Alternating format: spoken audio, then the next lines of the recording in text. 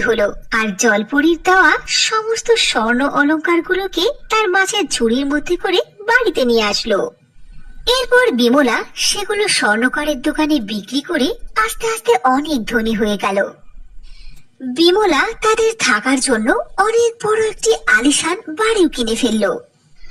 যখন বিমলার দুই সন্তান এসব কথা জানতে পেল, তখন তার দুই ছেলে তার মা বাবাকে কাছে নিয়ে যাওয়ার জন্য তাদের বাড়িতে আসলো। কিন্তু রামু তার ছেলেদের সঙ্গে যেতে অস্বীকার করলো। এরপর তাদের দুই সন্তানই মা বাবাকে নিয়ে যেতে অপারগ হয়ে সেখান থেকে তাদের বাড়িতে চলে গেল। এরপর বিমলা রামুকে অনেক বড় একটি হাসপাতালে চিকিৎসা করালো। কয়েকদিনের মধ্যে রামু একেবারে সুস্থ হয়ে গেল। এরপর থেকে বিমলা ও রামু সুখে শান্তিতে তাদের জীবন কাটাতে লাগলো।